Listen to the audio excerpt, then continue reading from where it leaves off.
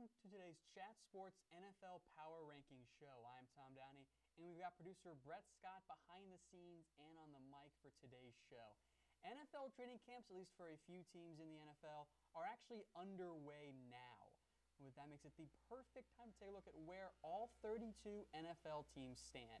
Now, many of the teams still harbor playoff hopes. There are a few, of course, who they know they're not going to make it to the playoffs next year, and they're more searching for a way to continue a rebuilding process. But for many teams, the hope is still the playoffs this season. Well, what we have on today's show for you is a breakdown of all 32 teams, their offseason moves, and where they stand right now. Now, make no mistake, things are going to change as the season goes on. Yeah, everyone saw the Patriots, or at least had the Patriots at the top of their power rankings entering the season last year, but the rest of the order looked very different from where things started to where things ended. So don't take things too personally if I have your team ranked lower than where you'd like them. If you do, you can hit me up on Twitter at WhatGoingDowney. I tried to be fair as I could to every possible team, but there are teams that rank lower than I'd like to have them, and as a result rank lower than you'd like to have them. So I apologize in advance. Please be at least a little bit kind in the comments section. But we do want your comments coming in throughout the show. Get them in the comments section. Producer Brett Scott can bring them up on screen. We'll interact a little bit with them as well. We find the shows are much better when we have you guys commenting and reacting and engaging throughout the show. Makes it more fun for us, makes it more fun for you. So please do that. Get your comments in the comments section throughout the show, and we will bring them up on screen throughout the show as well. So get those comments in there. And download the Chat Sports app at chatsports.com/app. You can download today at chatsports.com/app. Everything you need if you're an NFL fan. Stats, scores, news and rumors, and fantasy stuff too. If you're a fantasy football fan, download today. You'll get updates on injuries and more, all within the app. Download today at chatsports.com/app. So with all that stuff out of the way, we're going to get to the power rankings now. We will start working our way from the bottom to the top. At number 32 here is the worst team in the NFL as things stand right now. And I'm sorry, New York fans, your basketball team's not doing too well. The Mets aren't doing well, at least the Yankees are doing well. But the Jets are not doing well either. I think they are going to be absolutely terrible this year. I will start with the bright side, and Brett, again, feel free to chime in at any point that you want. Jamal Adams, a promising piece. Marcus May, a promising piece. Not sure how well they fit, but those are two good young safeties that are going to be in a good spot for them to build their defense around. The offense. I don't know who the bright young promising piece is. Bilal Powell's pretty solid, but he's not the focal point of any offense. I don't know if Chad Hansen or I don't know if or Darius Stewart is the ideal option there either. I think that the defense has some nice pieces. The offense, though, is going to continue to be a major problem point for them going forward. My concern with them is especially is at quarterback play. Josh McCown, Christian Hackenberg, who, by the way, still can't throw the ball very well. He's hitting reporters on the sidelines repeatedly. That's going to remain a continuous problem for Hackenberg going forward. I don't trust the Jets at all right now. I think they're well on their way to getting another top pick going forward. With that said, hopefully next year's quarterback class looks a little bit better. Sam Darnold, I don't want to anoint him quite yet, but he has some promise. So there are guys like Josh Rosen, Josh Allen. So we will wait and see what happens with that next year's quarterback class, but the Jets are in for a rough year. I don't see them being very good, let alone very competitive next year. So I'm sorry, Jets. You're number 32 on the power rankings. We'll head now to number 31 here, and this is another team that shouldn't be much of a surprise. The Cleveland Browns at number 31. They didn't really lose a whole lot in free agency, and they've drafted well for 2 straight years. That's the plus side. It's still very much a rebuilding year for Cleveland. The quarterback play is a major question mark. That's a common theme, by the way, among these bottom-tier teams. I don't know if it's going to be Cody Kessler, Brock Osweiler, or Deshaun Kaiser who starts the year as the quarterback, but I wouldn't be at all surprised if we see all three see the field at various points this year. I do like Deshaun Kaiser, but he's probably not ready, and if that's the case, he's not in a good spot to be the franchise option with the Browns in line to pick early next year again. I like the way the Browns are rebuilding, and I've said that multiple times. I think they're heading in the correct direction in order to be a really good NFL team. Of course, they can outperform this rank, but a playoff team is not what Cleveland is right now. They're still rebuilding. It's probably going to be another year or two. They're just not ready to truly compete for a playoff spot in the NFL yet. The bright side, Defense has some nice young pieces. Secondary still needs work. I'm all aboard the Isaiah Creel hype train for fantasy, by the way, Brett. The offensive line, even with some issues at right tackle, is going to be a key part of the Browns offense. I like what Creel can do. They'll be better than they were in 2016, but they're still at least a year or two away from being an actual threat in the NFL. Head here to number 30 in just a few minutes. And again, not much of a surprise here that Browns are 31 and the Jets are 32. I don't think 30 is going to be much of a surprise either here on our power ranking show. Once again, I'm Tom Down here. We also have producer Brett Scott behind the scenes and on the mic, as we have a couple minor mic issues going on at the very beginning of the show, Brett. Yeah, sorry about that, Tom. And viewers. Had a low volume, had a high volume. We're back. I'm going to take the blame because I was the one messing around with the studio equipment while you were out of town for a week. So I'll just assume that it's all somehow my fault. All right, we'll do that. We'll blame Tom. That is usually the best way to go anyway. And let's go to number 30 while we're at it. At number 30, another rebuilding team that I like the way they're building, but it's going to take some time. The San Francisco 49ers at number 30. They had a solid offseason. I love what they did in the draft. Solomon Thomas, Reuben Foster, a dynamic 1-2 punch to their defense going forward. And I'll be honest, and Brett, you and I talked about this at length during the offseason. We were kind of worried about John Lynch taking over as GM, given he had zero experience as a NFL front office member. But everybody will say, as of now, John Lynch has been crushing it as a GM. He's been great. I loved what he did. Crushing it ever since 2017. And I'll say this, I can't remember the last time I've seen so much roster turnover for a team. The Niners really, truly blew it up. Yep. And that's not a bad thing when you go 2-14. So what's that mean for this year, though, Tom? It's going to take time. It's going to be slow. They're probably not going to be all that good. They do have some pieces to build around. I like a couple of the guys on the defense, Solomon Thomas, Reuben Foster. I'm a big Jimmy Ward fan. The offense, I'm less bullish on. The O-line has some concerns. Brian Hoyer is not a franchise quarterback. Carlos Hyde has had injury problems. So it's going to take time for the Niners. But for the first time in the past few years, there's hope. And that's a good thing for San Francisco. And in some time, I think if Lynch and Shannon keep doing what they've been doing, they're going to be a good team in a few years. It's just going to require patience. We'll hold off on talking about the Kirk Cousins debacle that is Washington we'll until get we to get it. to Washington. I have a rant. We'll get to it. Comment coming in from Corey saying John Lynch should be in the Hall of Fame. I don't know. Why not? Who cares? Let's go. Everyone should get a Hall of Fame. Not kidding. Head now to number 29, sticking in the same division, and it's the Los Angeles Rams. Now they're changing things as well. Jeff Fisher out. Sean McVay is in. I've mentioned this to you before, but I've mentioned it on shows in the past. I like Sean McVay a lot. Very young, but a smart offensive mind. I think he can get the most out of Jared Goff. The problem was, Goff was terrible last year. He didn't do much of anything right now. He didn't have any real offensive line. His weapons weren't very good. Todd Gurley couldn't do anything either. So it wasn't all his fault, but he did not play very well. Well, and don't you think that the coaching staff really mismanaged Jared Goff? They botched it in the worst way. I mean, it's almost like Jeff Fisher didn't want Jared Goff as his quarterback. That's kind of what it felt like all year long with the, hey, we're not going to make him our starter. We're going to stick him behind Case Keenum, who was terrible. We're not going to put him in good play calling positions. It didn't make any sense to me. Now McVay has to pretty much start from scratch with Goff. I think he can help him develop. And the defense will be better this year. It was actually pretty good last year, but they were on the field a ton. Now they change schemes. They bring in Wade Phillips.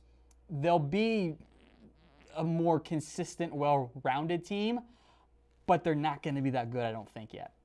I think there's some potential in this. I think it's getting closer to the point where it's almost where these teams they're really not that far away from pushing for a low-end playoff spot. But I still think the Rams need another year, if not two, to fully get going under McVay.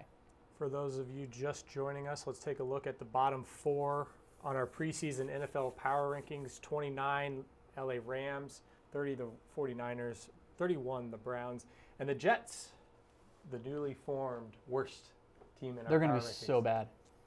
Tank or tank? Oh, tank. All these teams tank. Especially Cleveland, since they're going to have an extra first-round pick again next year. We've got some comments coming in, so let's get the audience going with us. Ramon is going to kick us off here. Raiders are a bully. Patriots are done. Not sure what he means by bully, but their defense wasn't very bullying last year. It was pretty bad, actually. I do think Oakland's going to be good again this year, though. As for New England, Ramon, I think a lot of fans would agree with you about, hey, they would much prefer it if the Patriots were done because they've been so good for so long. I don't know if that's really going to happen, though, because they got better this offseason, which is kind of insane to think about. But the Patriots are going to be, again, the team to beat in the NFL, even though I think we're all kind of tired of that. Let's go to Corey. He's got a few comments going already. He's saying Rams are 8-8. I think he's trolling people. Maybe a little bit. I think that's about the very top of their ceiling. Maybe cut that in half, and then we got a more accurate win projection. All right, let's go to Alan. Out of the bottom 5 teams, who do you feel will have a shot at being 500? Maybe it is the Rams. I don't think it's going to be the Jets or the Browns. I think the Niners are still, because of the roster turnover, a year away. I don't like the next team on our list. So I actually think I would go with the Rams if McVay can get Jared Goff playing like he should have played quickly in his NFL career. I think in terms of the division, it's possible too. Yeah, I mean, we just mentioned 2 NFC West teams. So, yeah. And Seattle wasn't Seattle last year, and the Cardinals, had some injury Seattle problems. is not very good on the road. Yep. All right, one more here before we get back into the power rankings. Let's go to Orlando. He says, what about them rumbling, stumbling Buffalo Bills? A little bit of foreshadowing as well, but go ahead, Tom. Yeah, Orlando's not going to like where I have them rank, I don't think. I'll preface it by saying I love Bills Mafia. It gives us great video content with their fans, so I will always cherish Bills Mafia. And I hope they're good, because when they're good, Bills Mafia does more outlandish things, I think. The issue is I think it's going to be a little bit more of the stumbling Bills than the rumbling Bills this year. So sorry in advance, Orlando. All right, here comes number 28. At number 20, we do have the Chicago Bears, or at least I have the Chicago Bears. I think they're going to have a rough year. Entering this offseason, I liked where Chicago was sitting. I thought they were in a good spot to keep developing. And I actually kind of hated their offseason. I didn't mind signing Mike Glennon in a bubble. I thought that was fine. They're paying him low-end starting quarterback money, so that's not a huge overpay. I didn't like losing Alshon Jeffrey and replacing them with Deion Sims and Marcus Wheaton and Kendall Wright for about the same money. I didn't think that made a ton of sense. And their draft also really confused me, because this is a young team who needs to get those young guys in playing early and get them developed. There's a decent chance that none of them see the field at all this year. Their first-round pick was Mitchell Trubisky, who is a good chance he sits behind Mike Glennon all year. Adam Shaheen is stuck behind Zach Miller and Deion Sims, and he's a D2 player. Their other pick was a safety coming off an injury in round 4 who I like, in Eddie Jackson, but he might need some time to rehab, and they're kind of in an okay spot at safety already, although that was my favorite pick of them. They took an FCS halfback with their other round 4 pick, which didn't make any sense because they have three decent enough halfbacks already, led by Jordan Howard, who I love, by the way. And then they took a D2 guard in round 5. So I think there's a pretty good chance that John Fox gets fired, which sucks because he hasn't been exactly put in a spot to win this year. So sorry, Chicago, but you're 28. At number 27, and Brett, we mentioned this off air, I think this is getting closer to the point where these teams really aren't all that far away, and I think they're getting into more of the more underrated category, because a couple breaks here and there, and they're finishing much closer to 500 than with 4 or 5 wins. And Jacksonville's defense, I love. I'm a huge Myles Jack and Joan Ramsey fan. As you know, Brett, I kind of wanted the Cowboys to take Ramsey over Ezekiel Elliott. I think Ramsey's going to be a number 1 corner really soon if he's not already. Yannick Ngakoue is a good pass rusher. There's some good vets in there now, too. Calais Campbell, A.J. Boye, Barry Church, Malik Jackson, Tashawn Gibson, even Paul Posluszny. This is a really good defense. I think they're going to be among the top 10 in the NFL. And higher than that isn't even a big surprise to me. The offense has pieces, too. Allen Robinson, Fournette, I'm excited to see run in Jacksonville. I love drafting Cam Robinson in round 2. They traded for Brandon Albert. But the big question mark is quarterback. Can Blake Bortles more or less get out of his own way and let what is a pretty good supporting cast help him forward? I don't think so. This is the first one of 2 in a row that I'm going to say you are underrating them, Tom. Jacksonville plays in the AFC South, which is a very mediocre at best division. Now Tennessee is going to be much, much better, but Houston and Indy aren't. I'll be honest. When I was doing this list, and I got to this point, Caveat. I am giving caveats. Allow me to give my caveat. At 27, I was like, I don't really know if there's a huge difference between, say, 27 and the 20 range. Like, I don't think there's a ton of separation between those teams, and we kind of saw that last year in the NFL with the way the draft worked out and how a Bengals team that was basically 500 got a top 10 pick. So I don't think there's a ton of separation there, and it does benefit Jacksonville in the AFC South, which is a pretty bad division. I think the Jags, if either Blake Bortles sucks and they get a high pick and they draft a new QB, or he actually does okay and they push for a playoff spot. I think it's one of those two options. We'll head now to number 26, and we'll get to that earlier mentioned tease, and it is the Buffalo Bills, and I want to have them higher. I truly do. I searched for probably too much time a way to push Buffalo higher than 26th because they went 7-9 last year, but some teams have to regress in terms of record and overall play, and I kind of think that's going to be Buffalo this year. If Sammy Watkins, LaShawn McCoy, and Tyler Taylor all stay healthy, I like that offense. But are they actually all going to stay healthy? Those are three guys that have consistently battled injury problems. I don't think that's going to change. On defense, they did lose some pieces. Zach Brown, Corey Graham, Stephon Gilmore, Nickel Roby-Coleman, and the often injured Aaron Williams are all gone. They did bring in Trey White, Micah Hyde, and they get Reggie Ragland back, but I don't know if the defense got better this offseason. I think they kind of took a step back, and I don't fully think Buffalo is going to be a really true top 20 team this year. I hope they are, because that means more Bills Mafia, and I love Bills Mafia, and I'm sorry, guys, but I just don't buy Buffalo quite yet. Yeah, I feel you on the defensive losses. I like that offense, and I love the running game that they've got. I feel like you probably dropped them a little too much. They might have a regression. 7-9, maybe too many wins, but 26 is pretty far down. That's 3 or 4, maybe 5 wins. I guess that's the difference between 2 wins. That's true. I will say this, though. I am all aboard Tyrod Taylor again in fantasy. You remember last year how I was pushing him, and then I bailed after like a game because he was awful in week 1, and I bailed on him. But it was okay because I signed Matt Ryan, so it was fine. But he did finish as a top 10 fantasy QB again. So I got that mid-year LaShawn McCoy trade last year. Oh, you did. That pushed you in the postseason, right? Yeah, he's good stuff. Head now into the top 25, and a very relevant team today, I think, the Los Angeles Chargers. I feel so bad for both San Diego and the Chargers in general. San Diego lost their team. The Chargers have battled injuries for years now. They might lose Mike Williams for the season. He has a back injury, he has a herniated disc. The Chargers, according to Adam Schefter, fear he might need season-ending surgery. Some conflicting reports, though. NFL Network says no, he's not going to miss the entire season. Surgery's not needed, but he's going to start the year on the PUP list. So either way, Mike Williams is probably going to miss some time, which is just kind of classic Chargers at this point.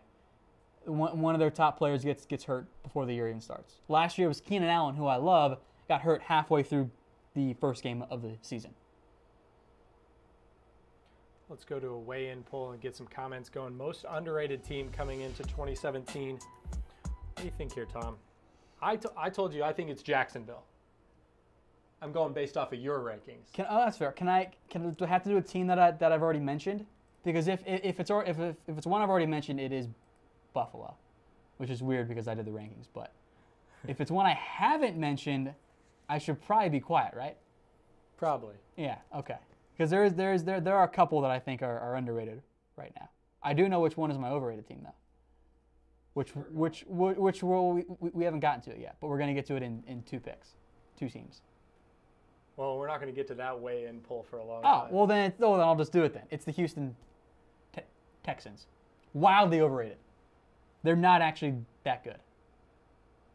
Well, let's go to a comment here. Once I get it pulled up. Struggling here a little bit. Sorry about that. You've been away for a week and forgot how to run the soundboard. All right, Lewis coming in. Houston Texans, what else? As underrated? I think so. Oh, Lewis and I firmly disagree then, which is fine. That's what makes sports great. I don't think Houston's going to be very good this year.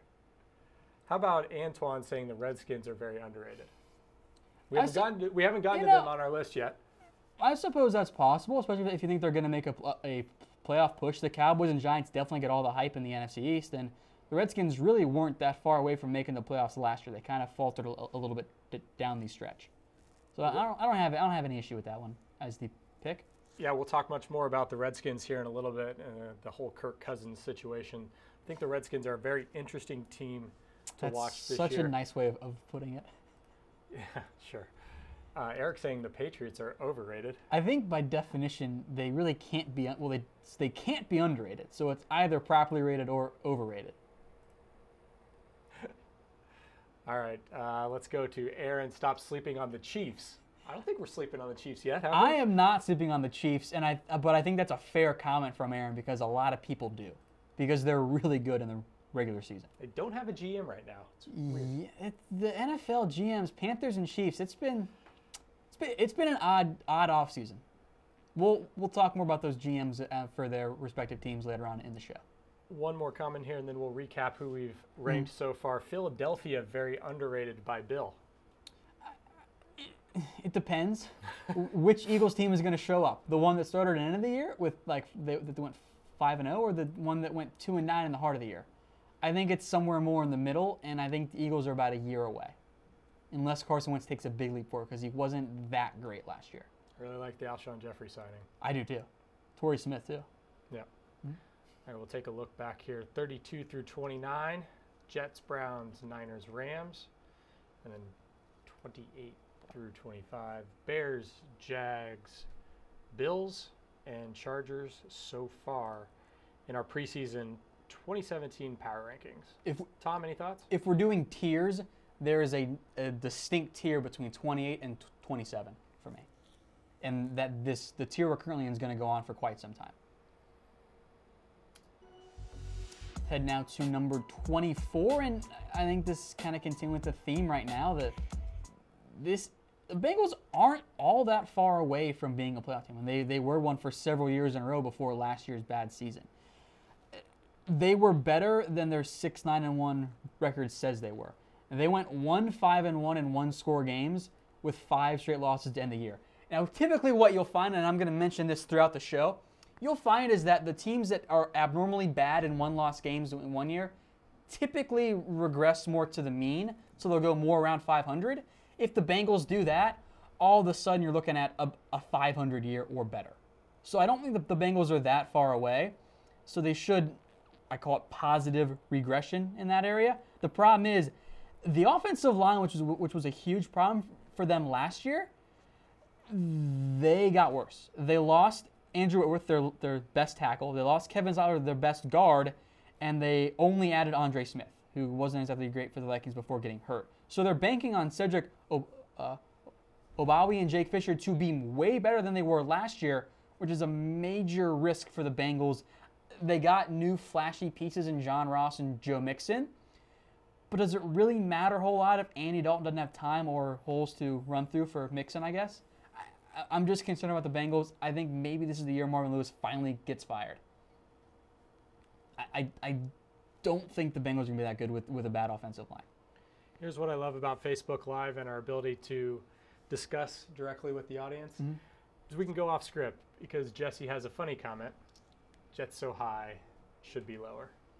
Maybe he means high as in like 32. They should be like 28. No, I think he means they should be like 36 or 37, even though there are only 32 teams. I'm going with that. That was funny. One more, too, and I really like this idea. I love all these alternative types of ideas. David, bottom 4 teams play in a tournament at the end of the regular season to determine the number 1 pick. Do you like that, or do you like something like relegation, like the Premier League and all the soccer leagues in Europe? I don't think relegation works for the NFL, although it would definitely work for college football. College, it'd be great. I want relegation. Phenomenal. Big Ten with the MAC, SEC with the Sun Belt. It totally works out. But to answer David's original question, my main concern with this is, and this has actually been floated by Pat Riley in the NBA too, of a tournament. This is a very somewhat of a lottery type of alternative. My issue is, if you're the 4th team and you just barely finish as the 4th team, and then you end up winning, it kind of screws over the worst teams. And they don't actually get as much better as it could, especially with quarterbacks being so dominant. you can get a franchise QB at 1 but miss out at 4, I think that could really kind of screw over those bottom teams. Fair. So, but of course, I'm also pro tanking. So, I don't know if I'm the guy to ask for changes on that. I always like these types of ideas. I do too. It's always fun to talk about. I totally agree. All right, let's go to number 23.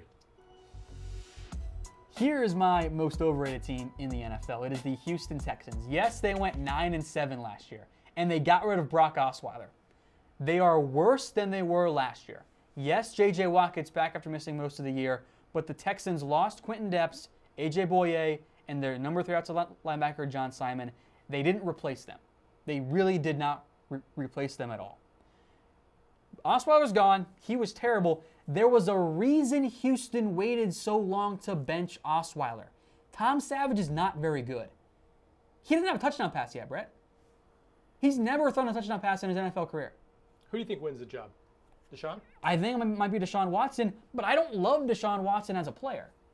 I think there's a reason you were much lower on Deshaun than anybody else was. There's a reason he went 3rd after 2 guys who very well might not play this year in the NFL. He needs some work. He doesn't have a great arm. He's not all that accurate. His completion percentage is high. Wasn't always accurate with his ball placement. So yeah, they got rid of Brock Osweiler. They haven't solved their quarterback problem. And here's the biggest thing for me for Houston. They went 9-7. They had the 7th worst point differential in the NFL last year. That's bottom 7 team worthy. I think they'll be better than they were last year. I don't think they're going to the playoffs this year. Every year, at least 4 teams make the playoffs the previous year and then miss it the year after that. Houston is going to be one of those teams this year. I like Tennessee to jump them. Maybe even the Colts as well. I'm sure people will disagree with me on that, but I am very confident about Houston not being all that good this year. I think the Colts can jump them too. Indianapolis lost their 2 games by combined 8 points against Houston last year, and they actually went and upgraded their roster in, I think, a pretty significant way. I like getting Jonathan Hankins. They added multiple linebackers. John Simon, they poached him from Houston. They drafted Terrell Basham in round 3. They went ahead and signed Jabal Sheard and Barkevius Mingo as well. Inside linebackers need some work, but they got Malik Hooker. They got Quincy Wilson. Their defense is substantially better. The offensive line has to do a better job of protecting Andrew Luck, and that's the main concern for me right now. But I think they're going to be better than they were last year. I think this is the range, by the way, where the teams are actually going to push for a playoff spot. Any team in this range will fight for a playoff spot this year, but I think the Colts are going to finish just shy. We've got 3 teams already from the AFC South. Guess what is the worst division in the NFL? I think by a pretty significant margin as well. 21 up next, and again, I think this is kind of the borderline playoff team section. It's the Saints. Their offense is playoff caliber. They have Drew Brees. They went and they added Alvin Kamara and Adrian Peterson. They did lose Brandon Cooks, but Ted Ginn is the new deep threat. Larry Wofford comes over as the new guard. Ryan Ramczyk can take over while Teron Armstead is hurt as he rehabs his injury. But that defense, massive problem. The pass rush didn't get better, and that was before Nick Fairley was ruled out for the year. So now perhaps at least one of their top 3 defensive linemen is out for the year. They only really added Trey Hendrickson as a non-top 100 NFL draft pick. They did add Marshall Lattimore, who I love. They upgraded their linebacker spot, but the defense is going to keep them around 500. They're just not going to be good enough in a really, really good NFC South to make the postseason. Oh, by the way, Drew Brees next year, Brett, even if he's not on the roster, will count $18 million against the cap. Because of the way they structured his contract, there's going to be dead money on there no matter what. That hurts. Yeah, so once Brees is gone, even if they keep doing it and end up restructuring, they're going to be in a tough cap spot. For those of you just joining us, let's take a look back. 32 through 29, Jets, Browns, Niners, Rams. Think of these guys as really battling out for that number 1 draft pick. Yeah, and the funny thing is, outside of the Rams, in theory with Jared Goff, all 3 need a QB. Yep. Unless Kaiser shows great things for Cleveland. Because I don't think Hagner's going to show it for the Jets. Or the Niners trade for Kirk Cousins. or sign in free agency, which we'll get to later on in the show. We're getting closer. 28 through 25. Except for the Bears, all these teams could be higher. I agree. And if you want to be a fan, you can think you could still push for a playoff. And I wouldn't really argue that much with you. I think some things would need to break really heavily in your way, but they're not that far out. And then 24 through 21, the teams that we just hit, certainly in the playoff mix. Yep. But possibly a couple of wins away. Some of the teams have to finish for a top 10 pick and outside the top 20, even though I think there's some decent depth and parity within the NFL. Let's go back to some comments here. Mm-hmm. Alan, is Pagano on the hot seat this season with the Colts? Well, new GMs typically like their new coaches, and it's not like owner Jim Irsay hasn't flirted with other coaches in the past, so I think Pagano is almost kind of always on the hot seat unless the Colts win the AFC South. If they finish below 500, if they finish, let's say, third in the AFC South, there's kind of a decent chance he does get fired. Maybe new GM Chris Ballard, who I like quite a bit, wants to get his own coach in. Got a few comments coming in from Cowboys fans, so let's briefly talk about them, and then we'll get back to our rankings here. Logan, where does Dallas rank if Zeke gets suspended? And we'll try not to give away where we have him so far. That's a great question. I don't really know. It definitely depends on how long he's suspended for, if he is suspended. If it's like a game or 2 games, probably doesn't drop a whole lot at all. But if he's looking at a 4 or 6 game suspension with a kind of tough early season schedule, the Cowboys could have a rough start to the year, and they do slide a little bit. I don't know if he's going to get suspended, how long he's going to get suspended for. I've dropped the Cowboys a little bit from where they ended the year. I think they're due for some regression because of the losses on defense. But I think they're still going to be in a good spot to be a playoff team, depending on what happens with Zeke. He's an instrumental factor of that team. Maybe some misinformation out there. Sarek saying Ezekiel Elliott case dropped, dude.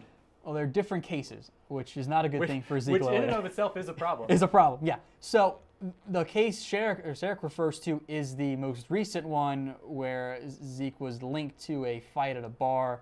Someone got knocked out. That case has been suspended because Dallas police can't find the victim. He gave a wrong address and a fake phone number.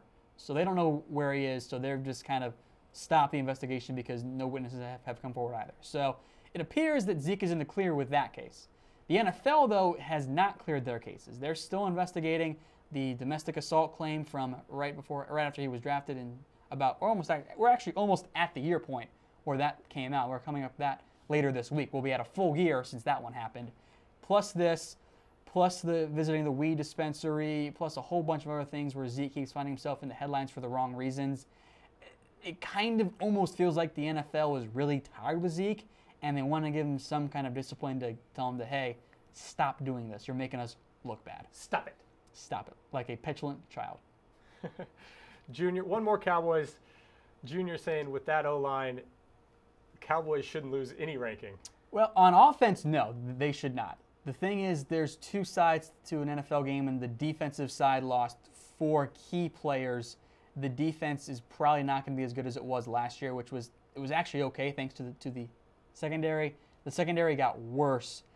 I think the Cowboys have to slide at least a little bit in any power rankings. All right, let's go to Charles here asking about the Redskins. Are we going to lowball them, Tom? It depends on how Charles defines a lowball. I'm thinking he's thinking playoffs. I think this is a clever reference to Kirk Cousins getting lowballed by Washington. That's pretty good too. I think it's clever, intentional or not. I like what you did there, Charles. One more here. We're going to go back to Sarek. He couldn't handle the haters. Mm-hmm. If you're going to be a Cowboys fan up in here, and full disclosure, Tom and I like the Cowboys. Yeah. But if you're going to be a Cowboys fan up in here, you got to handle the haters. That's kind of the Isn't nature that just part of it? I think that's the nature of being an NFL fan. It's everybody against the Cowboys. Everybody against the Cowboys and the Patriots. Everybody against insert team here, really. Yeah, well, true. So. All right. Will the Rams make the playoffs? I don't think so. I would actually be pretty surprised if they did. I think they're at least a year away. I think they can approach 500, but I don't see them making the postseason. All right, let's get back to it now, Tom. Cool.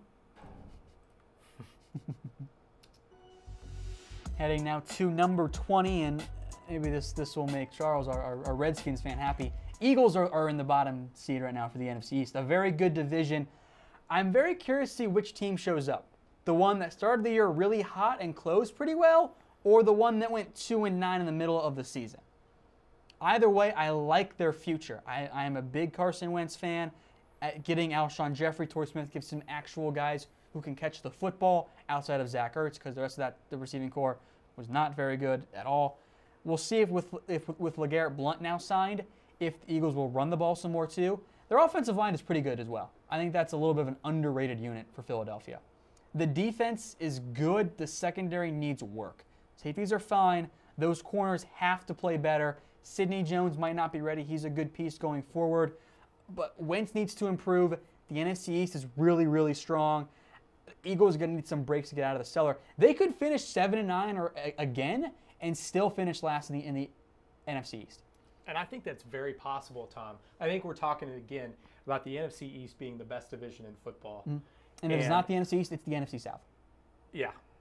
And both of those divisions, 2 teams, 3 teams looking at playoff berths. Unfortunately, there's always got to be a team that's not going to make the playoffs. Yeah. And Philadelphia is probably in that position. I think they're a year away. But I do like the direction that they're heading. I mean, they're not going to have a ton of cap space to use because of some other signings, but I like the direction that they're heading in. We'll give the credit to Chip Kelly because it's funnier that way if we do that. Another team I think is primed for some regression are the Detroit Lions. 8 of their 9 wins were one-score games, and they went 8-5 in those games. They did not close the year very well. They lost 4 in a row. I think they're going to finish closer to 500 next year. I think that's where they're going to end up being, which puts them, I think, right around this range. I'm a big Matthew Stafford guy. Friend of the show, James Yoder, still owes me a 24-pack for betting about Matthew Stafford. I know Brett has not forgot that either. I got you, Tom. Thank you. I like Detroit. They're going to be around a 500 team again, but I think the Vikings will be better, who I like a lot this year. I think they're a little bit underrated. I think Detroit finishes third in the NFC North. The pass rush needs to be better, and the ground game needs to actually exist. It's been brutal the past few years. If Detroit can't run the ball next year, especially with new additions on the offensive line, as you can see on your screen, they won't make the postseason. Let's go to a reaction poll here. Get those buttons clicking. Biggest sleeper team for 2017. I put the Jags on here because I think it's them. Mm-hmm. I think it could be the Saints with that offense. Eagles could be better than 7-9 as well. And then, of course, other, because everybody's got to have a button to click. By the way, a quick correction. Damien coming in saying AFC West is the best division. Yeah. We definitely just overlooked that. Let's just pretend that we were talking about the NFC only. Yeah, okay. Can we do that?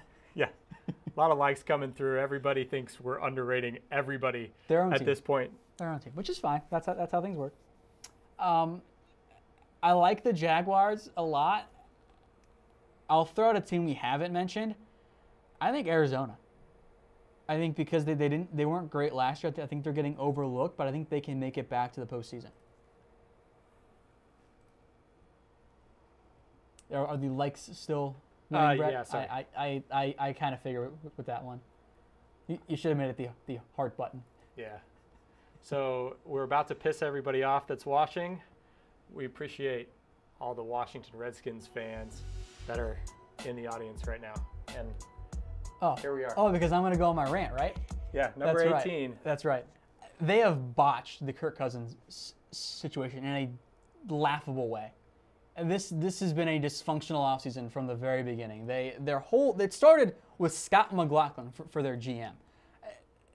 First off, you fire a good GM, which has happened twice now in the offseason, so that's okay. You leak to the press that alcohol is to blame. So you're throwing them under the bus. Then it comes out from other reports from citing players and coaches that they never saw this problem that the Redskins apparently had, so it ends up looking like Bruce Allen once again trying to regain control because he was feuding with McLaughlin. And I totally buy that, by the way. Now with Kirk Cousins, they are in serious danger of losing their quarterback this offseason. It's one thing to think he's not a true franchise quarterback, and if that's the case, I'm okay with them not re-signing him. But what they've done is lowballed him insult their quarterback, which why would you ever try to do that, by releasing to the press, here's what our offer was, and try and make it seem like we gave this great offer to Kirk Cousins, but of course it's immediately pointed out, hey, you offered him less than $1 million more in guaranteed money over a 5-year contract that he was going to probably get the next 2 years. So why on earth would he ever accept that contract? Made no sense for Kirk Cousins. They've found a way in the same draft, Brett, to draft 2 franchise quarterbacks, in RG3 and Kirk Cousins. They broke RG3, and they've ticked off Kirk Cousins' point that he doesn't want to play in Washington now. There's a real chance they're going to lose him in free agency. And if they don't think he's worth a high-end contract, I'm okay with that. I think that's actually the smart fiscal decision, if that's the way they feel, to not re-sign Kirk Cousins. But in that case, trade him. You have, no, not to trade him. You have to trade him. Because otherwise, what's going to happen is you're going to lose him in free agency. You're going to finish around 500, maybe even make the playoffs. Yep. You're going to lose him in free agency or pay him a ridiculous amount of money because the Niners and Browns have all the cap space in the world.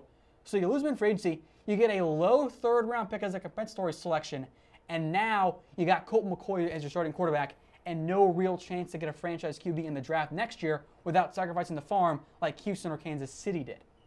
Or you've done in the past even. So you have to trade him now. Let's go ahead and get to, we got several Redskins fans in the audience right now, so let's go ahead and get to some of their comments and have a discussion with these guys. Love to hear what you guys think about the Kirk Cousins situations. Let us know. Charles has one coming in. They have given him $44 million in 2 years. You guys are right. They've treated him oh so bad. It's not that part that they treated him bad about. It's the way they've approached it. It's not a great look to try and throw your QB under the bus and clearly try to make him look like he is in the wrong by releasing that press release saying, here's what we offered him, making it sound like they gave him this fantastic offer when it really wasn't a fair market offer. The Redskins handled it fine early on with the franchise tags and all that, but now they've backed themselves into a corner. It's either pay him a ridiculous amount of money than the Niners or Browns are going to offer him, hope he plays badly or gets hurt, which no one wins that route, or lose him in free agency. So I say trade him now, because if you don't want him back, and that's fine, I don't know if Kirk Cousins is a true top 10, top 15 quarterback. I probably don't think he is, but someone will pay him to be one. So trade him and get value while you can. So click the buttons, let us know what you think. Pay the man is a heart button. Trade him ASAP. That's Tom. Wow face. Let him walk. That's the ha-ha. Maybe that's also the scenario where you try and re-sign him next year. And then angry face, just create more press releases that everybody scrutinizes. That's just you trying to upset people, which Yeah. I approve of. I say trade him right now. Get on the phone with the Niners, see what they'll offer him, call the Browns, call other teams like the Jaguars, the Texans, see what they'll offer you, and go from there. Because if you do think Kirk Cousins is going to leave in free agency and you don't want to pay him, then you have to trade him, because otherwise you're going to lose a good quarterback and then you're left with Colt McCoy. And as a big Texas fan, Colt McCoy's not the answer. He's just not. No. I see. I am curious to see if Charles says anything else, by the way, because he's. No, Charles. Kirk is the best QB in the East. It's a fair comment. Yeah, at the very least, it's definitely arguable. Yep. And if you think he's the best quarterback in the East, then you should probably pay him. And you mentioned this off air, Brett. It's that if you think you can win with Kirk Cousins, then you pay him. You pay him even though you're going to have to overpay. That's the nature of the quarterback market. I'm not arguing that Kirk Cousins isn't asking for more than he's truly worth in a bubble, but in the market, he's worth a heck of a lot right now. He's worth a lot. And Matt Stafford's worth a heck of a lot right now. He's about to break the record for highest paid QB. And I agree. I think right now, Kirk Cousins is the best quarterback in the East. At the very least, there's a good argument. I don't think it's Eli Manning, and I think Dak is. Eli turns the ball over too much. I think Dak is a little bit of. Dak is still young, and Carson Wentz is not there yet. Yeah, and I don't think Dak is either. Yeah, and I'll say this again with Kirk Cousins is that if the Redskins don't want to bow down to what is a ridiculous quarterback market, I'm okay with that. I actually think that's probably the right fiscal decision. But then you trade him. And you probably shouldn't have made it look so bad because you've probably hurt his value in the process. Let's talk about the other side of the ball real quick for the Redskins, because Ryan's comment, our defense is going to be top 5. What do you think of that, Tom? That's a lot for the Redskins to be a top 5 defense. I do like some of the moves that they've made this offseason. I'm a huge Jonathan Allen fan. That was a great pickup. I like going out and getting DJ Swearinger. If someone can come across from Josh Norman, be it Rashad Breeland, Kendall Fuller, or rookie Fabian Moreau, they'll be better. Here's the thing, though. They were 19th in points allowed last year. I don't know if they're going to make a leap into the top 5. Maybe they can sneak into the top 10, but I think they'll be closer into the league average range. All right, good discussion there on the Redskins. Let's move on to number 17 in our preseason power rankings. We're not going to go that far away, actually. Yeah, we're kind of just across the river or the Potomac or whatever. Sure. Sure. I'm not great with geography. But Baltimore, I know, is close to D.C. I think they're going to be good again this year. Their defense is again going to be good. They lost Zach Orr, who retired, then unretired, which was a really weird thing and not really cool for Baltimore. Elvis Dumervil's gone. Timmy Jernigan's gone. They lost Taven Young to injury. They did add Tony Jefferson, Brandon Carr, kept Brandon Williams. They have some good young linebackers. The defense is going to be good. I'm not worried about that being the case. The offense is where I'm concerned. Joe Flacco has had 2 bad years in a row. He just hasn't been that good. Now, hasn't been all of his fault.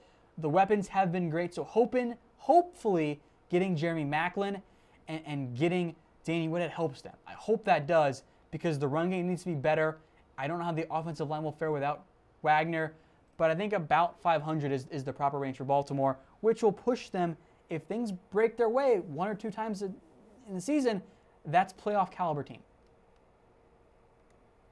Let's take a look back at our bottom half of the NFL power rankings, 32 through 29, Jets, Browns, Niners, Rams. 28 through 25, Bears, Jags, Bills, Chargers. If you missed it, 24 through 21, Bengals, Texans, Colts, and Saints. And we've spent quite a few minutes on this last section, 20 through 17, Eagles, Lions, Redskins, Ravens, all teams that will definitely be in the playoff conversation. But as of now, we have them on the outside looking in. I think I mentioned the tiers there. I think it kind of cuts off at about 19. I think 20 to 19, there's another tier difference of below 19, you're a serious playoff threat in my mind, and I wouldn't be surprised at all if they did make the postseason. Head now into the top 16 here in just a few moments. Once again, I'm Tom down here from Chat Sports. We have producer Brett Scott behind the scenes and on the mic as well. You can follow me on Twitter at WhatGoingDown if you have any other NFL questions, or if you want to yell at me for having your team ranked too low, or saying the Redskins were too mean to Kirk Cousins. Either one, I'll probably respond. I try and make a point to do that. We'll head now into the top 16, so the top half of the NFL here. A playoff team checks in here, the Miami Dolphins at number 16. And I like Adam Gase. I've mentioned that on shows before and to Brett and James in the past as well. They hit their stride last year. They finished 10-6, but they allowed more points than they scored, and they had a pretty easy schedule. They played 5 teams with an above 500 mark, and they won 1 of those games. This screams not going to be as good record-wise this coming year. I think they'll still be a good team, but chalk up 2 losses to the Patriots. If the Ravens could be good again, if Denver improves, Miami barely snuck in the postseason last year. I think they come up just short this year. I like what they're doing, though. I like their draft. Charles Harris, Raekwon McMillan, Cordra Tankersley, 3 great picks to start things off. They'll be a better team overall next year, Brett, but their record might not show it. Improvement doesn't always mean more wins, as strange as that sounds. Yeah, I'd be interested to see the steps that Tannehill takes this year.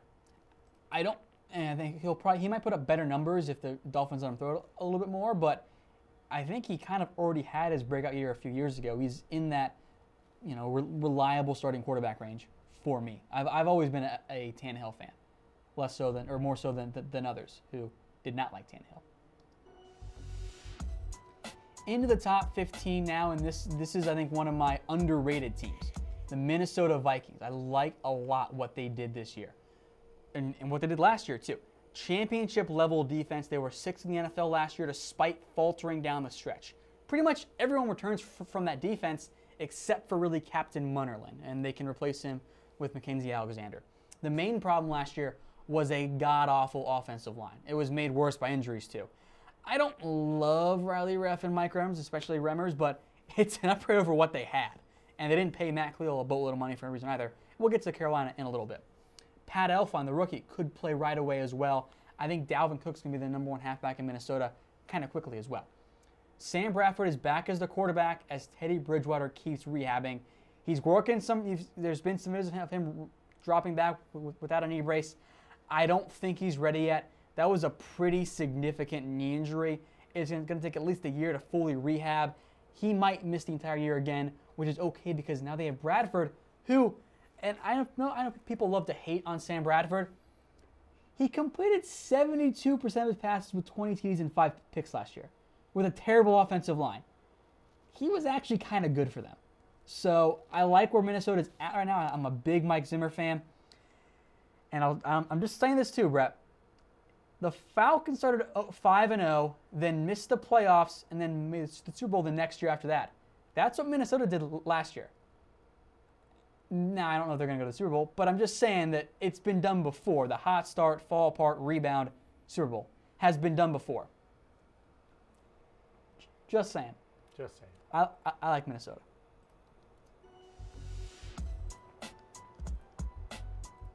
So number 14 we go, and another team that had a rough year, missed the playoffs. They are primed for a bounce-back year, though. 7th best point differential last year. Not just in the NFC, in the NFL. They went 7-8-1, lost a boatload of close games. The offense, which is led by David Johnson, who I love, didn't lose really anything. And that unit was 6th in points scored. So as long as Palmer and Fitz stay healthy and don't collapse with old age, a playoff caliber offense. Defense was 14th in points allowed, but they lost some pieces. Calais Campbell, Tony Jefferson, Marcus Cooper, who wasn't very good anyway, Kevin Minter, and DJ Swanger are all out of Arizona. In their places, Antoine Bethea, Carlos Dansby, Hassan Reddick, and Budda Baker, both first-year players. Tyrann Mathieu is healthy, and Robert Nkemdiche is there to replace Calais Campbell. So if they can win a few more close games, Arizona can make it back to the playoffs. I am not sleeping on Arizona.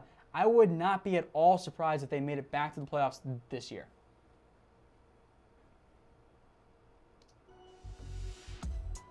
Heading now to number 13 as we continue our little run of players or teams who had a down year. Carolina. My question is, which team do we get? The Super Bowl caliber team in 2015 or the 6-10 team with a bottom 10 point differential? I think they bounce back this year. I don't like Matt Khalil as a signing. They overpaid for him by a significant margin. He's not actually all that good. But Curtis Samuel, Christian McCaffrey, that's some fun new options for Cam Newton on offense. The offensive line has to keep him upright, though. He took a beating last year. If he stays upright, he'll produce for the Panthers. They need him healthy and good to go. Also needs to be healthy, Luke Kuechly. The defense was not the same without him. They dropped to 26th in points allowed. If he's back healthy, that's a huge boost for them. The front seven is deep and talented. The secondary still worries me a little bit, though. They're a little bit thin. They do still miss Josh Norman, although James Bradbury did step up, but he's not quite Norman. I think the defense will be better, though. Carolina will push for a playoff spot this year. What I found surprising, though, Brett, was firing Dave Gettleman. It was a weird move. I didn't get that. It was out of the blue, made no sense to me. Maybe the Panthers fans in the audience can help us out. I've talked to a couple of them, not in the comment section, but elsewhere, and the general consensus I got was also confusion, both with firing Gettleman and hiring Marty Hurney as the interim GM. Now, Panthers fans know that name because he drove them into a salary cap hell that Gettleman got them out of. So I don't really get it. And hopefully, I don't think Hurts is going to be the long-time GM, but if Carolina wanted to do this, why do it now? Like, they could have had the GM who went to their assistant GM who went to the Bills to be their GM. So it's all very confusing to me, and it's concerning as well. And Hurney has been a bit of a yes man in the past to owner Jerry Richardson, so I'm curious to see what happens with Hurney. My theory, Brett, two veterans and fan favorites, Greg Olsen, Thomas Davis, up for new contracts. Gettleman has shown in the past, if you are asking for more money, he just won't sign you or he'll cut you. Patrick White with a comment that says something to that effect. So my theory is that Gettleman wasn't going to re-sign Olsen and or Davis. Maribel as well. Yeah. Sorry. No, I'm glad that my theory has agreed with that. It makes me feel better. That he wasn't going to re-sign them. Richardson wanted them back, so he said, okay, you're fired. I'm going to bring back a guy who will do that for me. Even if it's not the best idea to give older guys contracts, especially with Thomas Davis, who they drafted Shaq Thompson to more or less replace him down the line. So I'm a little concerned about where Carolina's heading, but I think they'll be a good team this year. Seeing a few questions about where their team was ranked, so let's go back through and recap. Spoiler alert, everybody. Not every team is number one in the power rankings. Sorry. Let's just call it top 10, since I think everyone agrees Patriots should be number one. I would hope. I'm pretty sure you're going to get about 45 comments saying the Patriots should not be number one. Someone Go ahead, give me a good argument. give us those comments. Give me an argument why, too. I'm just curious on this. We'll get to that when we get to that, right? All right, 32 through 29. Jets, Browns, Niners, Rams. Going into Bears, Jags, Bills, Chargers. I believe the Jags are underrated. Tom doesn't. Bengals, like Texans, Colts, Saints. I believe I saw a comment saying the Texans are the best in the AFC South. Did I try and pull up? They were last year, but they're not going to be this season. They were last year. Here's where I think most of the hatred starts to really get at us. Which I'm not overly surprised because... No, because these are potential playoff pushing teams. Yeah. A couple things bounce your way, 2 extra wins. You're a wild card berth. And frankly, I think the difference between, let's say, 19 and even 10, not that big. This is what makes the NFL so great. It's parity. I love parity. 19 through 9, 8, there's so much parity. Those 11, 12, 13 teams are all in it every year. We've had multiple years in a row now where Week 16, Week 17 has massive playoff implications, which is a good thing. It's not the NBA where it's pretty much decided. And then 16 through 13, the teams we just hit up. Dolphins, Vikings, Cardinals, Panthers. I believe I saw a comment. They're coming fast, so I'm not able to get to all of them. Sorry, guys, but we appreciate them. Let's see if I can find it really quickly. Let's go ahead and go to Timothy first. Dude, you must hate the Texans. We are the best in the AFC South. I don't hate any team, but I'm not surprised that I'm sure I'll get called that throughout. I think that's just kind of the nature of the business. I don't hate the Texans. I think that because of the fact they had the 7th worst point differential last year, their team got worse on defense with the losses of Quentin Depps, John Simon, and A.J. Boye. Even with getting back J.J. Watt, it's not the same. And the QB problem is still a major problem. I think they're primed for a bit of a regression year. I don't think they're going to be all that good. Savage and Watson are not good quarterbacks right now. They're just not. All right, let's go to Daniel. You guys really disrespected the Dolphins. Disrespected. Again, Daniel, I think the problem here, it's a matter of one win probably. It was literally one win. It was literally one win. It was actually a tiebreaker, I think. So, and I've mentioned this before. I do like the Dolphins. I like the way they're heading. I just don't know if they're going to be a playoff last year. You mentioned the 1-4 start. They finished great the rest of the year. They didn't really play anyone though. So I think that once they play a tougher schedule, see them fall a little bit closer to 500. Which is still in playoff conversation. It is, and they're going to be in the playoff conversation. It's not like I think Miami's going to be terrible. Let's go to Haywood here. I don't think he's going to be terrible either. They're just not going to make the postseason, I don't think. Haywood, not a mention about my Raiders. Well, Haywood, we haven't gotten to your Raiders yet, and that's a good thing for you. Yeah, I think that makes us not haters, right? I don't know. Right? Everybody's a hater. We're all haters. I know one of our friends of the show, Corey Brown, is probably not going to like this next one, so let's go to number 12. Corey should like this one. Because this means the Bucs make the playoffs. Because as it turned out, the top 12 teams are all playoff teams. Especially with there's not like an extra AFC team or an extra NFC team. These are the 12 playoff teams. And I think the Bucs will make the playoffs. Now, Brett, you remember this. I got a lot of heat last year for saying Tampa Bay would not make the playoffs. On our shows, I got a lot of heat for that. He did. But what did I say? A lot of Bucs fans. Yeah. Appreciate the Bucs fans. I said they would make the playoffs this year. and I'm sticking by that. They will make the playoffs this year. I like the way they're heading. They remind me of the Raiders this time last year. Great draft class, O.J. Howard, Justin Evans. 2 great signings, Chris Baker, Deshaun Jackson. They didn't really lose much. They lost Bradley McDougald. That's almost it. I'm a big Chris Baker guy. I think he's going to be a big part of that defensive line. 3 things need to be better. The run game needs to be better. They ran it a lot, but not very efficiently. The O-line needs to be better. Jameis Winston must take a step forward. He's talented, but 28 TDs against 18 picks isn't that great of a ratio.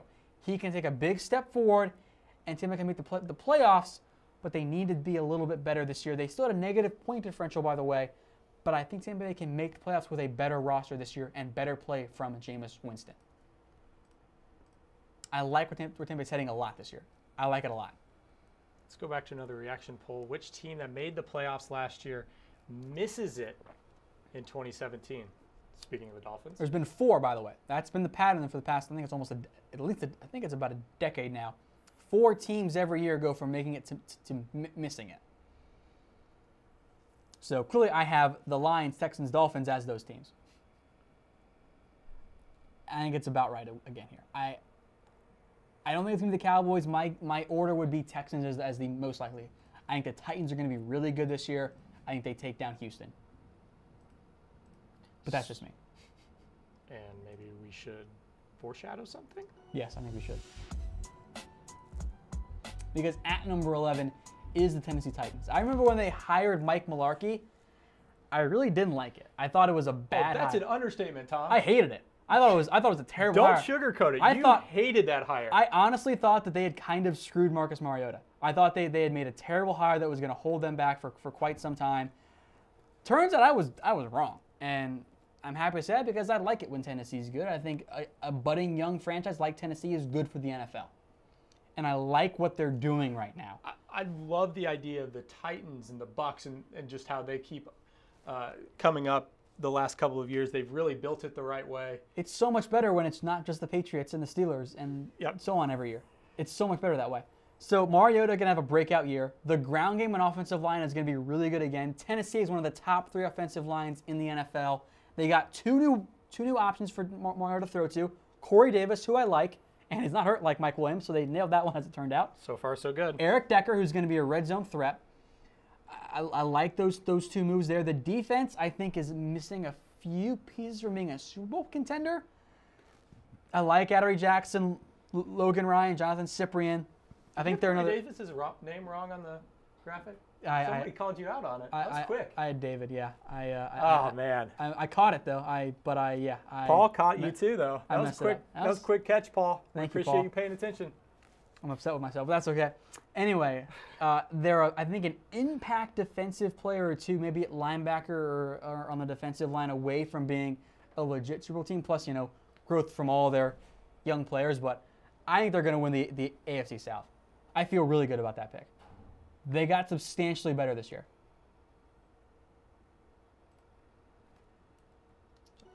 We'll head now into the top 10, and a team that nearly made it last year. The Denver Broncos. 1 game away, they went 9-7. They need to go to 10-6. This, by the way, they had the 4th best point differential in the AFC. So they probably should have won a few more close games, is what that tells you when you see that type of good point differential. AFC West does make things tricky, but the defense is going to be really good again. Save for DeMarcus Ware, everyone comes back. Everyone's back on that defense. I think they're going to be good again next year. My only real concern, I think, right now on that defense is the run defense. The pass defense is amazing. Great pass rush, great secondary. The run stopping can be improved. I don't think adding Tomato Pekka, who was not good for the past 2 years, is going to upgrade that. But Denver's season will be decided, Brett, by who plays at quarterback and how well he plays at quarterback. Who do you think wins that job? I think it's going to be Paxton Lynch. And I think that's not a good guess based on how he played last year. But Denver spent a 1st-round pick on Lynch. There were some reports that kind of clicked for him late in OTAs. And I think Lynch has a higher ceiling than Trevor Siemian, who led the league as far as I'm concerned in picks and plays that should have been picked off. He kind of got lucky a few times. I think Denver's going to give Lynch every chance they can to win the job. and I think he'll go out and do it. We'll see how he fares in his first year as a true starter. He wasn't very good last year. Some non-Denver fans in the house giving us some ha-ha faces. Let's keep those buttons clicking. Which team that missed the playoffs last year makes it in 2017? Love button for the Bucks. Wow face for the Vikings. Ha-ha for the Titans. Angry face for the Broncos. You give us a like or a sad face if your team's not on here. Obviously, I had the Titans lower than the Broncos, but I feel most confident about them. And they nearly made it last year. One game. All. Looks like we got some Titans and Broncos fans in the house right now. Where are my Bucks fans at, though? Maybe they left already. You Maybe. Hated on them so much at number 12. I didn't hate on them last. They're in the playoffs. I didn't hate on them last year. I was right about them last year. Hey, I'm not often right. If they're not number 1, you're hating. That's just the nature of it, right? Right, folks? If your team is not number 1, call Tom a hater in the comments right now. You're just going to do it. You're going to do it anyway because it's funny. And hit him up on Twitter at whatgoingdowny. Just do @whatgoingdowny hater. Hashtag hater. Hashtag hater. I remember I was doing last year, maybe it was 2 years ago. I was doing power rankings, and I always had like if you want to call me an idiot, like hit me up on Twitter. And someone did tweet at me, "You're an idiot." Perfect. It was pretty funny. And then he's like, "Just so you know, I actually read the thing." Yeah, here come a few comments saying he's there a we hater. go. Perfect. There we go. All right, let's go to number 9. See who we're hating on next.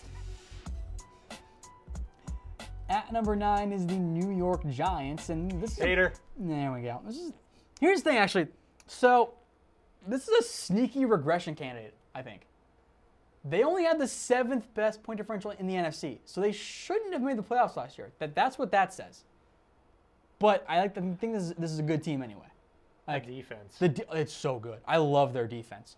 Didn't love the signings at the time because I thought they were paid, but I was wrong on that one. They bring everyone back essentially but Someone Jonathan just Hankins. says he is just wrong, doesn't hate. So there you go. You just said you're wrong. Okay. Okay. Defense going to be great. I like getting Brandon Marshall and Evan Ingram for new options for Eli Manning. My concern is that offensive line.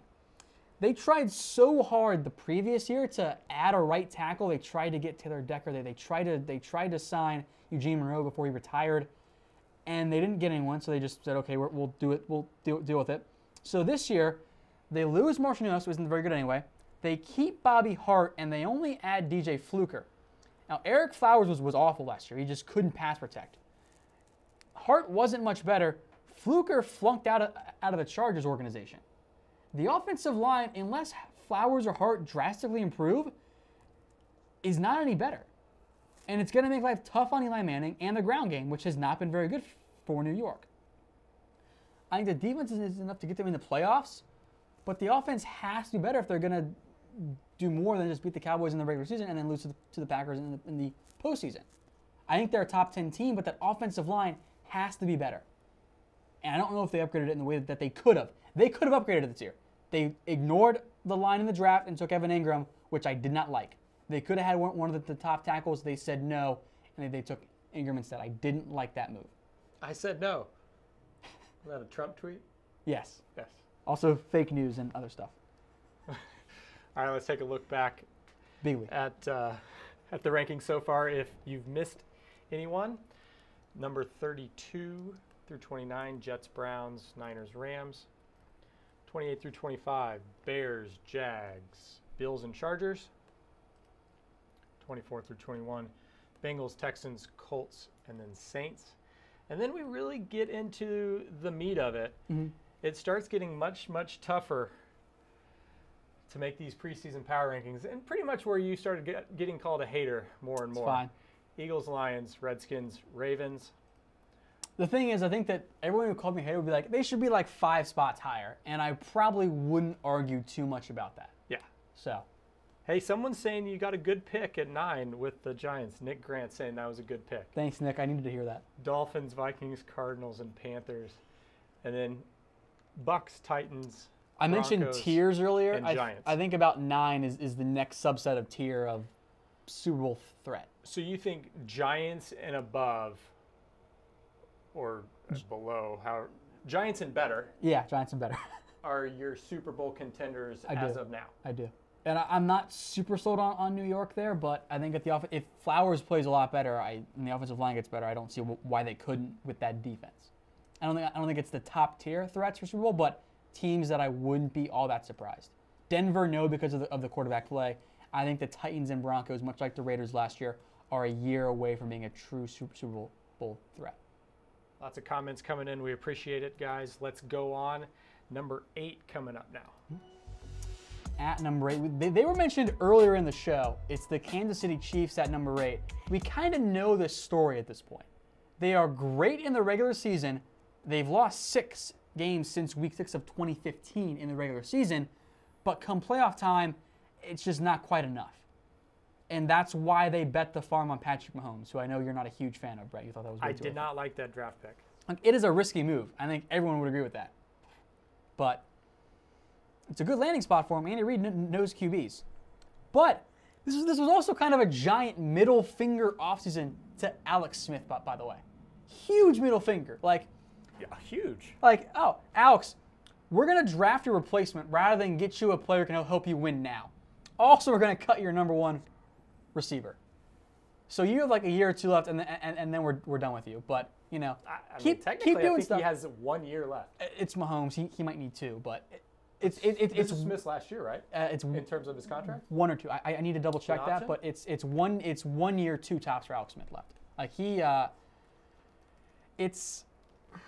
It was not a nice offseason for Alex Smith, and then they fired their GM, which I found really weird, because I like John Dorsey a lot at the GM. I didn't love all of his moves here, namely releasing Jeremy Maclin, but it's kind of a weird offseason. Nick Caruso with a comment saying Watson is a better pick for Kansas City, and it was a bad choice.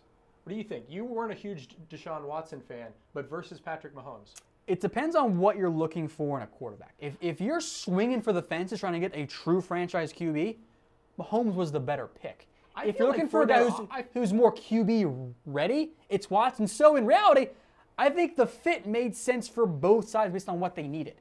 I don't know if Mahomes made a ton of sense right now for Houston, who needs a QB. I don't know if Watson would have been a perfect fit in Kansas City. I thought Watson would have been the perfect fit in New Orleans. That's what I thought he would have thrived there. That's interesting because I almost think the opposite. Mahomes is not ready. Mahomes is a bit more of a gunslinger type, which I consider Drew Brees in that mold. Mm-hmm. And then Andy Reid's offense, West Coast, swing it around, short passing game, seems to fit Deshaun Watson because he can't throw the deep ball. The reason I went with Watson was because I think Brees is the perfect mentor for him. Not great size, not a great arm. Yeah. I love Brees. He doesn't really have a strong arm, guys. Skylar Perkins with a comment, funny because Coach Reid is a great coach, especially a great QB coach. I don't disagree with that at all. Oh, I totally agree. And that's why I actually like Mahomes there, because I think Reid can get the most out of him. He's proven it time and time again. Also, on Alex Smith, 2 years left on his deal, but they can get out of it after this year. So if Mahomes is ready. 1 or 2, yeah. Which we'll see. It's going to be fun to watch. Great comments, by the way. I want to point that out before we get to your number 7 with the Oakland Raiders. And I think I'm going to draw some ire for having them only at number 7 and not higher. But here's why I have them. My ire. I think you were Raiders surprised. Are low here. Here's why. And the Raiders last year went a ridiculous 8-1 in one-score games. That is not a repeatable figure. They're going to regress closer to 500. Let's say they only win 5 of those games.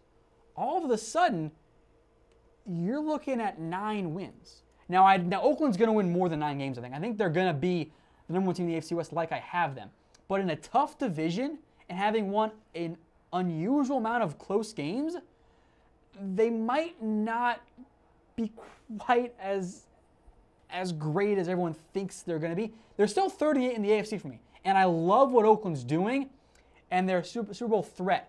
But there is some reason for concern with this team right now. The defense, too. Khalil Mack, Bruce Irvin, kind of the only reliable pass rushers right now. Hopefully a healthy Mario Edwards, maybe Jihad Ward, or someone else. But the defense wasn't very good last year.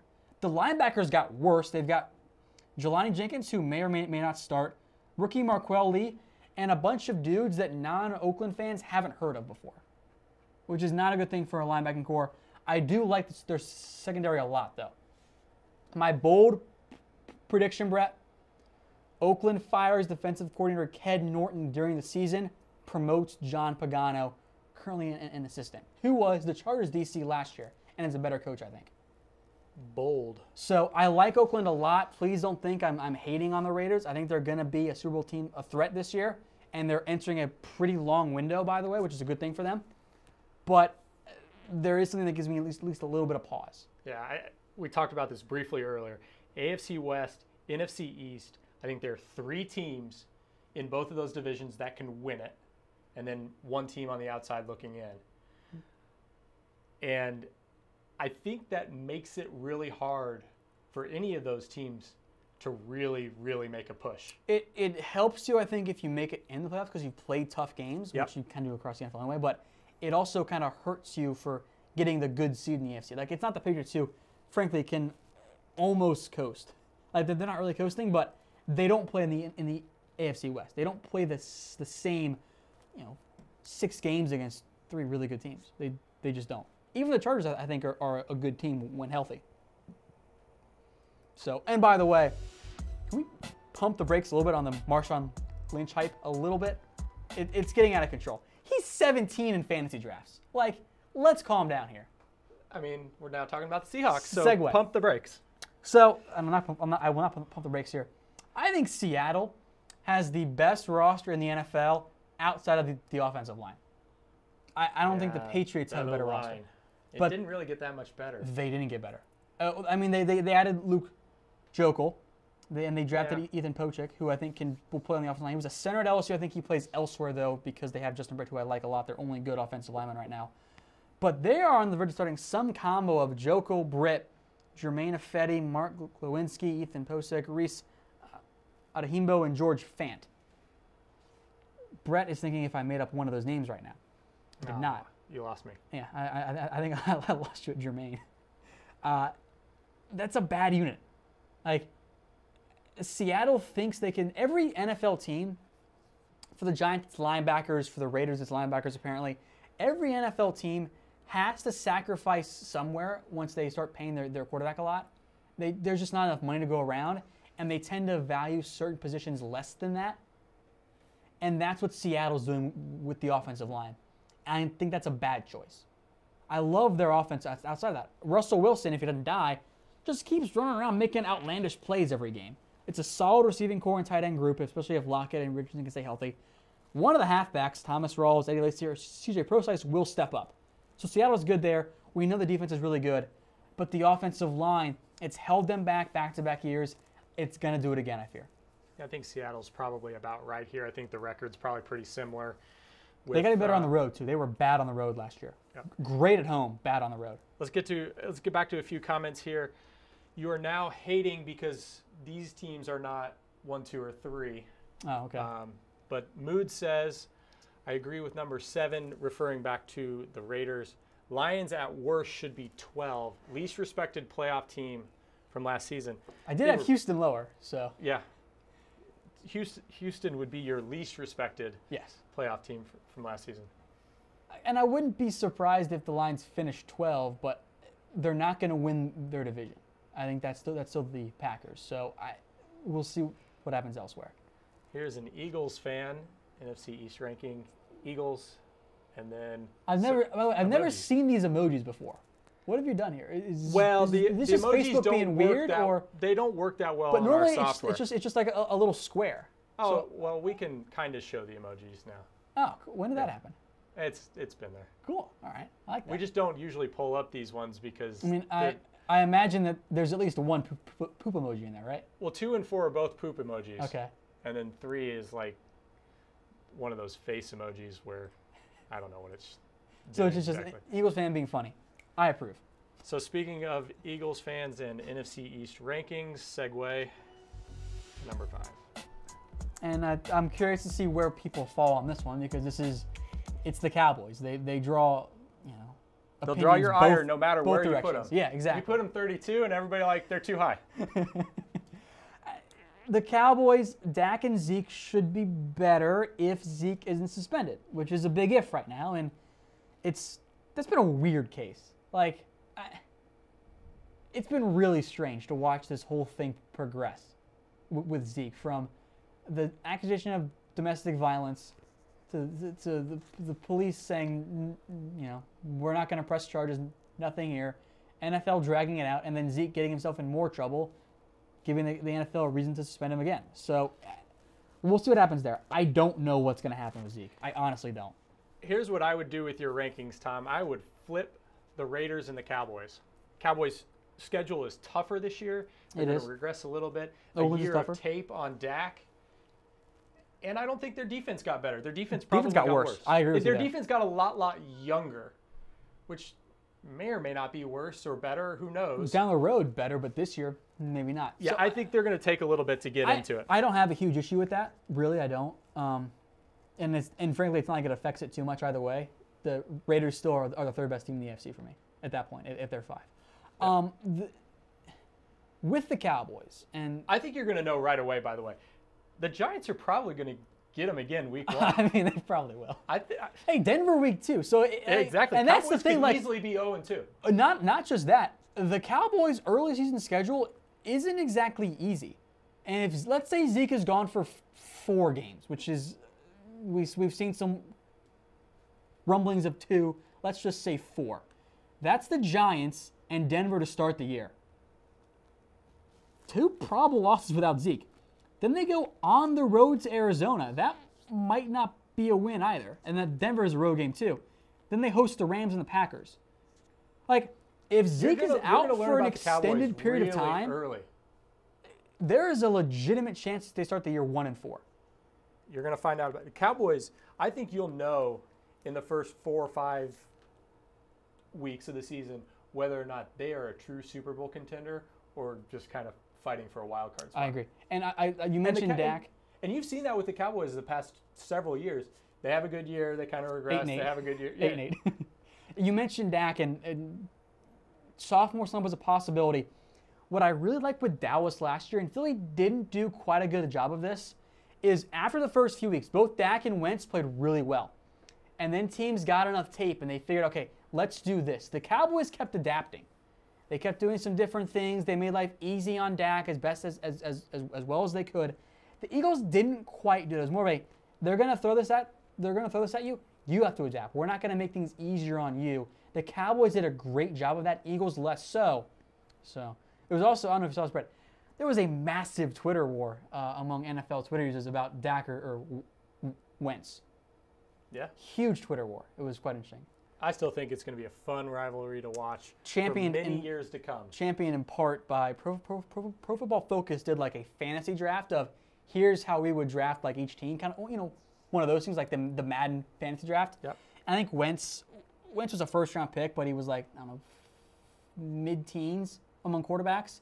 So one of the Eagles beat writers did an article about why he would take Wentz over pretty much every quarterback. And it was all Wentz has upside injury issues for everyone else. It was pretty. It drew some heat, but it was. Twitter was fun this week while you were in Alaska on your cruise. Twitter's fun. All right, let's go back and recap before we get to our top 4 teams. Jets, Browns, Niners, Rams, Bears, Jags, Bills, Los Angeles Chargers. I'm going to call him San Diego multiple times this year just so everyone's aware. It's going to happen. I apologize in advance. It's going to happen. Bengals, Texans, Colts, Saints. The hater section, Eagles, Lions, Redskins, Ravens. I'm pretty sure you were called a hater on all 4 of these teams. I'm honestly surprised it didn't get it wasn't earlier. Yeah. All right, 16 through 13, Dolphins, Vikings, Cardinals, Panthers. As of now, just on the outside looking into the playoff berth by Tom Downey and his power rankings. Blame me. It's okay. Don't add him, though. No, please do. Bucks, Titans, Broncos, Giants, Chiefs, Raiders. There it is. I definitely should have commented on the Facebook comments with just an at me. Yeah. Seahawks and Cowboys coming in at 6 and 5. The defense also terrifies me for Dallas. They're not. I'm pretty worried about that defense. But we talked about adding you, Tom. That's where they at you. Follow me on Twitter at @WhatGoingDowney. If you tweet at me, I will probably respond. I haven't blocked anyone yet.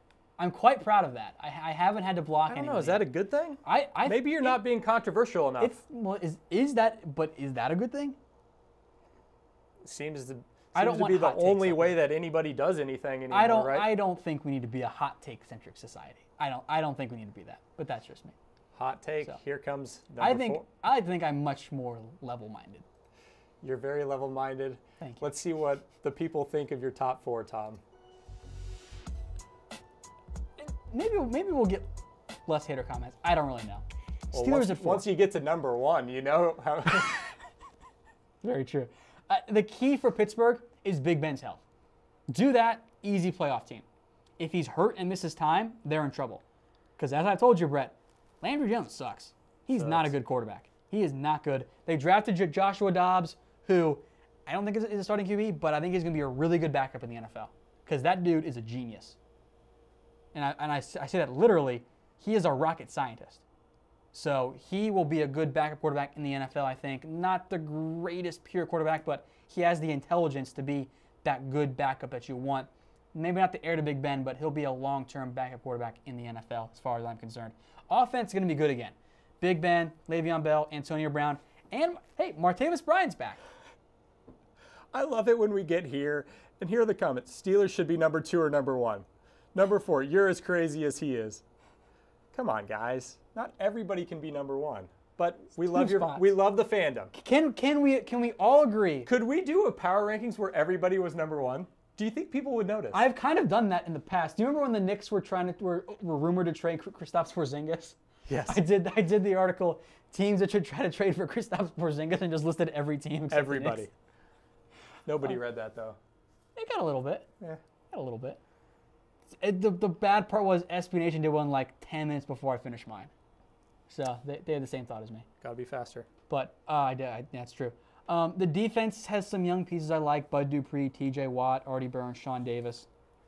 They have to be better on the road too. Big Ben, for some reason, wasn't very good on the road last year or the past few years. But can we all agree on Pittsburgh as the number 2 team in the AFC outside of Oakland fans, who I am sorry again? One thing we can agree upon, Rebecca Cooper, she says, I'm number 1. I'll agree.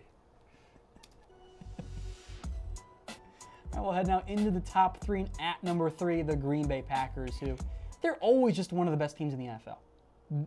This Packers Steelers, I feel like I can pencil them in top 5 and pretty much be right. They added another weapon in Martellus Bennett because, why not? We'll see how Jahari Evans or someone else fares as the replacement for TJ Lang, but I think they'll be okay on the line. The real key for the Packers, how do they run the ball? I don't know if Ty Montgomery is going to be a feature back. The Packers did not feed the ball a lot last year.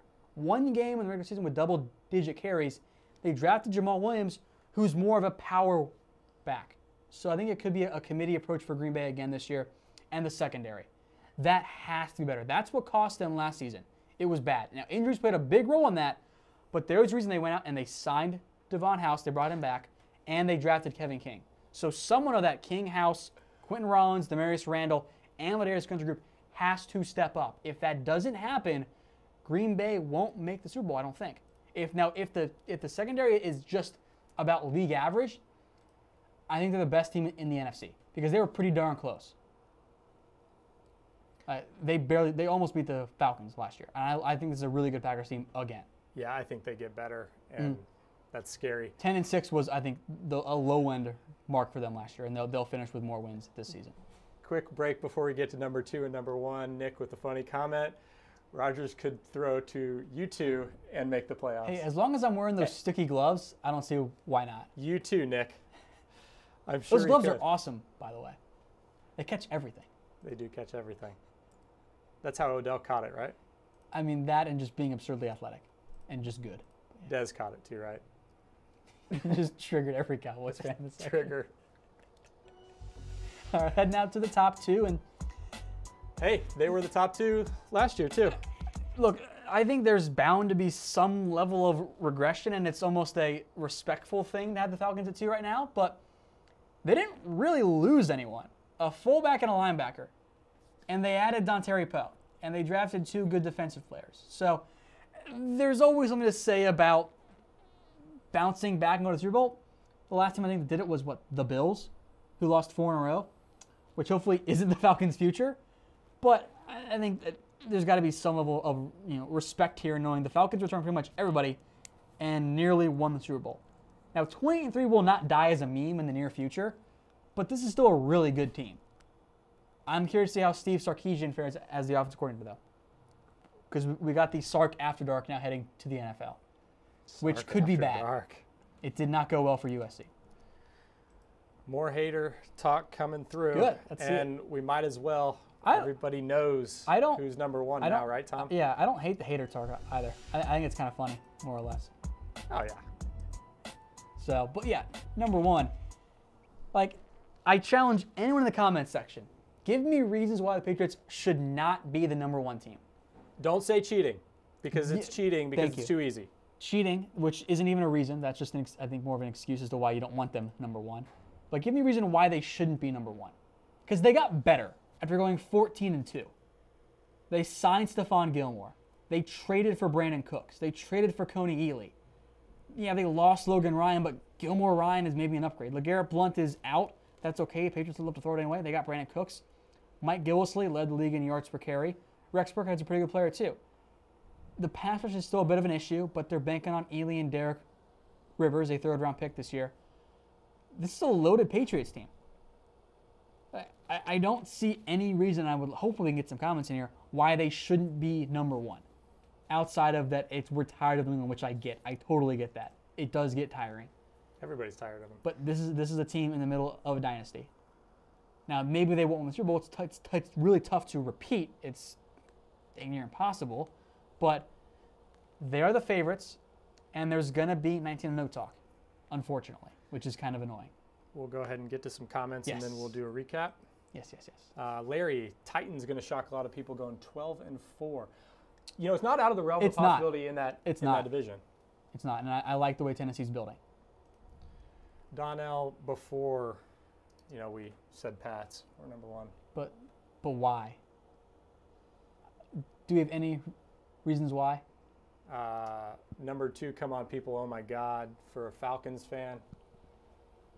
I don't know. I'm confused. Do you want number one? Or are you good with two? Which one is it here? Because I would be very good with number two, because I've seen a lot of power rankings that do not have Atlanta at two. Donnell came back. He just said, I'm so upset. I like it. Greg saying Raiders will be the kings of the AFC. I think that'd be fun. It'd definitely be fun. Like, I'm not going to sit here and pretend that I enjoy the Patriots winning the AFC every single year.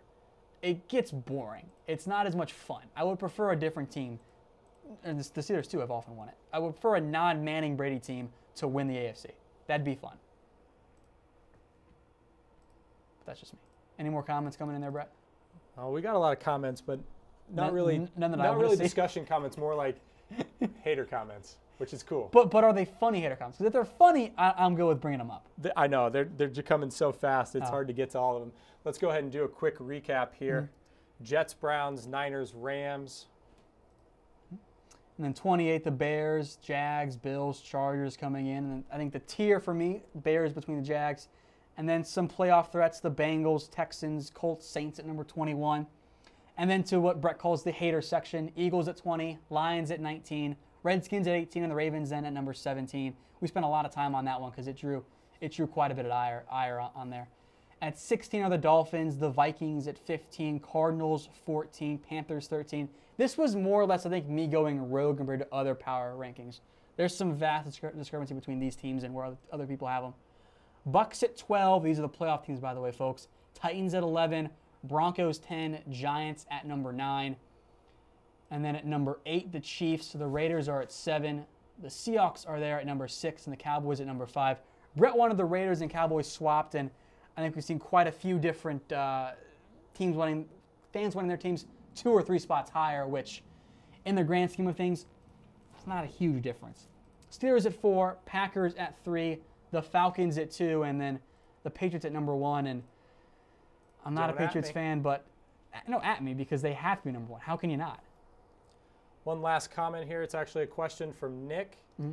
He likes our selections. Mm-hmm. Thanks, Nick. What is your playoff prediction for the Super Bowl? What is your Super Bowl prediction, Tom?